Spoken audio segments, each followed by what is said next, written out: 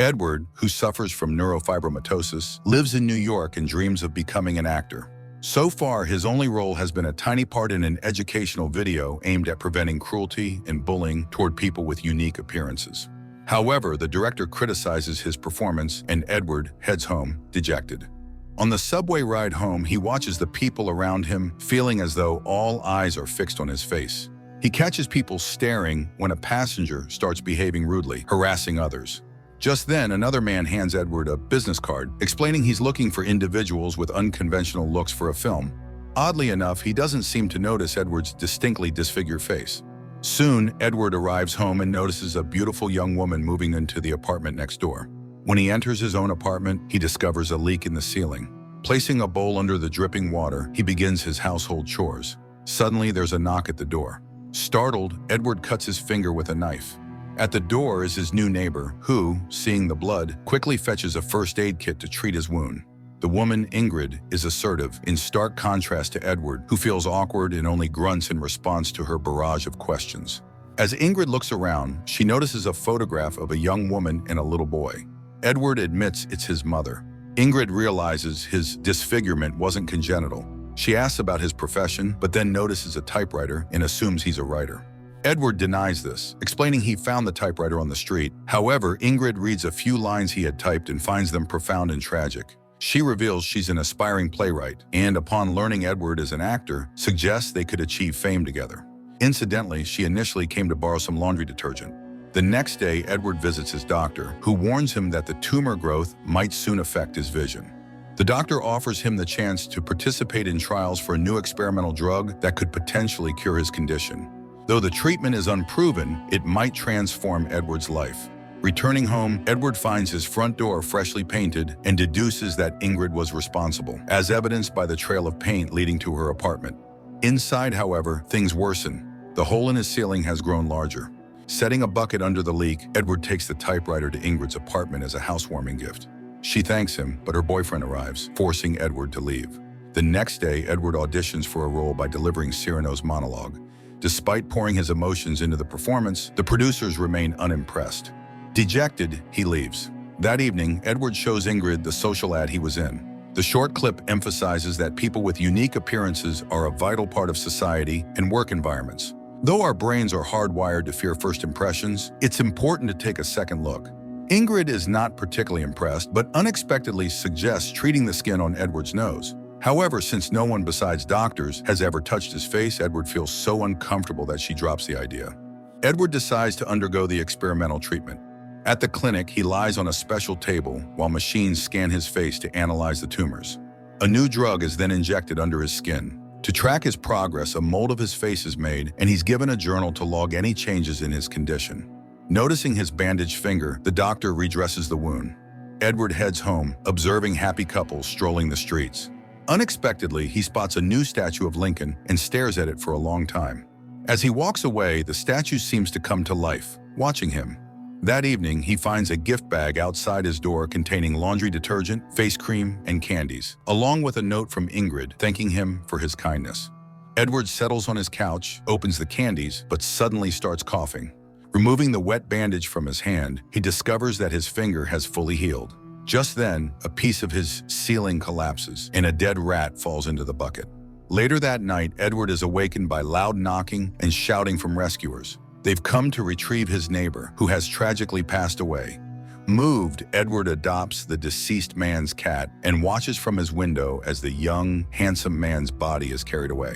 The following day, Edward and Ingrid have dinner at a cafe. Ingrid asks him many questions, particularly pleading with him never to talk about harming himself.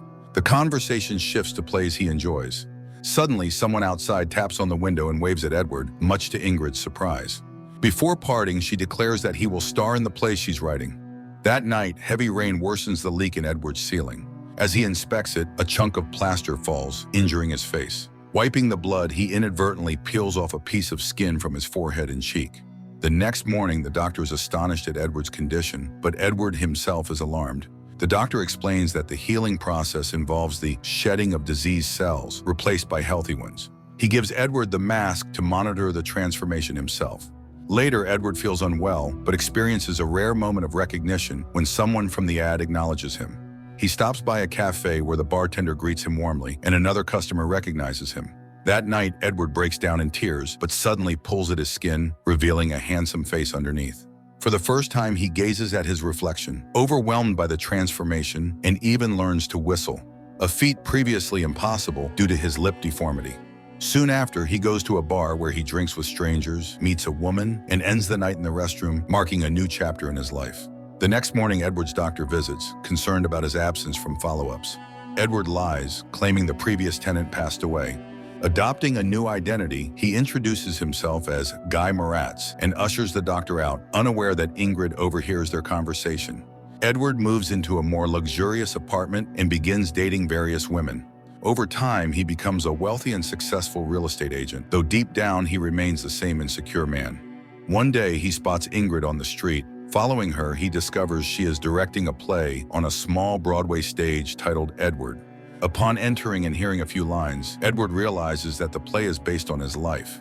He accidentally catches the eye of the casting team selecting the role of Edward in auditions, but he doesn't impress Ingrid. Determined, he returns wearing his mask. Ingrid is surprised by his new look, but Edward, now Guy, delivers a brilliant performance alongside the actress playing Ingrid, securing the role. Later, he lies to Ingrid, claiming his childhood friend was just like that, but has since passed away. This, he says, overwhelmed him during his first audition. Ingrid remains indifferent to his advances, and Edward, surveying the theater, feels like just another face in the crowd. Meanwhile, Ingrid is thrilled to have found someone who can bring her vision to life. Later, Ingrid invites Edward to her apartment. He notices his old typewriter and the late neighbor's cat, but says nothing about their previous owners. She offers him a drink and invites him to dance.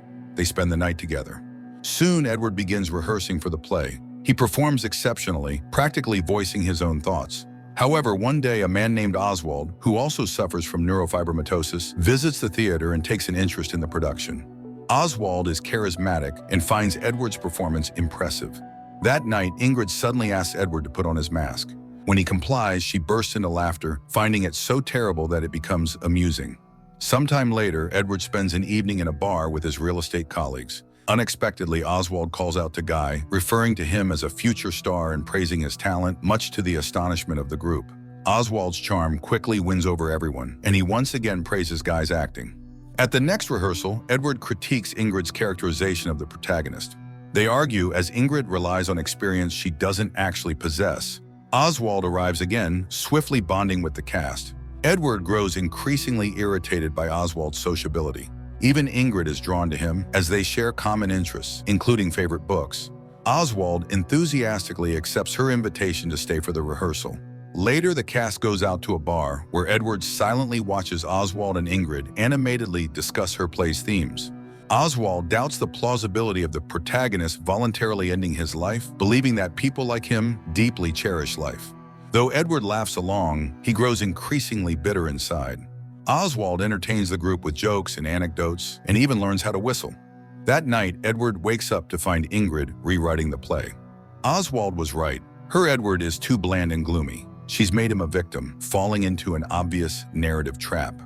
Edward is outraged. When he voiced similar concerns, she ignored him. But now that Oswald has made the same observation, she's willing to revise the script. They have a heated argument. At the next rehearsal, Edward loses his temper and his mask keeps slipping off. Frustrated, he storms out. In the park, he encounters a joyful Oswald practicing yoga, surrounded by beautiful women and admiring the living Lincoln statue. The two head to karaoke, where a charming woman openly flirts with Oswald. When Oswald takes the microphone, he captivates the crowd with his unique voice.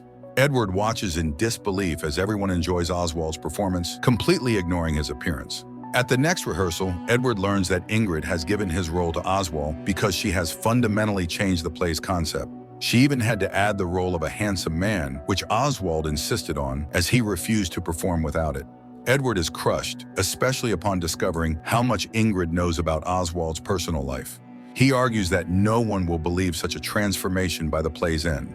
Ingrid counters that it doesn't matter since the heroine sees the protagonist through the eyes of love. Devastated, Edward also faces rejection from Ingrid when he asks to meet that evening. The play premieres and becomes a success, with Oswald receiving rave reviews for his performance. Edward watches Ingrid grow closer to Oswald and sinks further into despair. Oswald gains increasing recognition, even landing glowing press features. One day, Ingrid informs Edward that she must let him go. Edward's mental state deteriorates. He starts stalking Oswald and witnesses him with a woman and a child. He confronts Ingrid, accusing Oswald of cheating on her. However, she knows about Oswald's daughter and his excellent relationship with his late wife. She dismisses Edward. Edward overhears that Oswald is moving into his old apartment. In a fit of rage, he smashes the newly repaired ceiling. That night, Edward relives the events of his life. The next morning, he greets prospective buyers in his Edward mask and later goes to the office, scaring his colleagues with erratic behavior. He is fired. In the evening, he bursts into the theater, causing a chaotic scene by attacking Oswald on stage.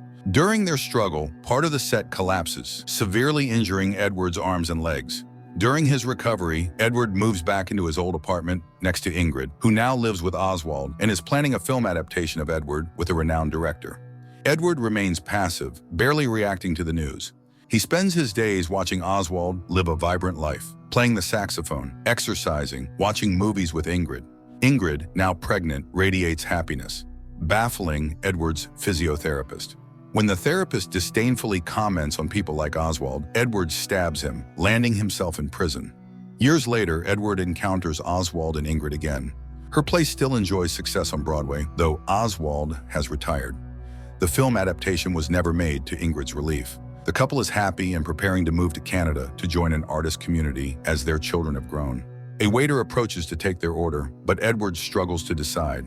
Oswald orders for him and jokes that his old friend hasn't changed a bit. This is where the movie ends.